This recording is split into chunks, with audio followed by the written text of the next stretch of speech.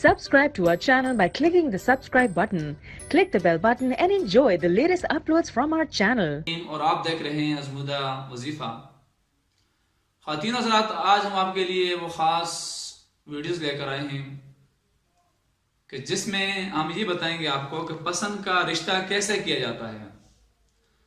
اگر لڑکی والے ہیں وہ یہ چاہتے ہیں کہ ہمارا رشتہ فلاں خاندان میں ہو جائے، فلاں لڑکے کے ساتھ ہو جائے، لیکن وہ بات نہیں کر پا رہے یا وہ لڑکی والے مان نہیں رہے.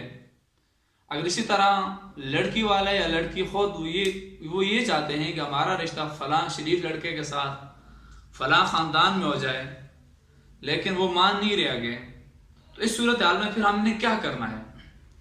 تو آج ہم آپ کو اس حوالے سے قرآنی وہ وظیفہ بتائیں گے کہ جو اپنی مثال آپ ہے، اور انشاءاللہ آپ اس کو اگر یسوعی کے ساتھ دیانتداری کے ساتھ پڑھیں گے تو وہ رشتہ چل کر آپ کے پاس آئے گا. لڑکی والے پڑھیں گے تو لڑکے والے چل کر ان کے گھر آئیں گے.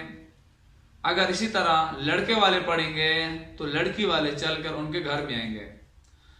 تو خواتین حضرات وہ نوٹ کر لیجیے، وظیفہ میں آپ کو بتانے والا ہوں، اور آپ نے کرنا ایسے ہے کہ پہلے 11 دفعہ درود پاک پڑھنی ہے. پھر اس کے بعد آپ نے قرآن کریم کی سورہ بقرہ کی آیت پڑھنی ہے، یحبونہم کحب اللہ والذین آمنوا اشد حبا للہ. اور اس کے بعد پھر آپ نے 11 دفعہ درود پاک پڑھنی ہے. اور جب آپ اس وظیفے کو کرنے لگیں تو آپ نے جس سے رشتہ کرنا چاہتے ہیں اس لڑکے کو یا لڑکی کو ذہن میں رکھنا ہے، اس کے والدین کو ذہن میں رکھنا ہے، اس کے قریبی رشتہ داروں کو ذہن میں رکھنا ہے آپ نے.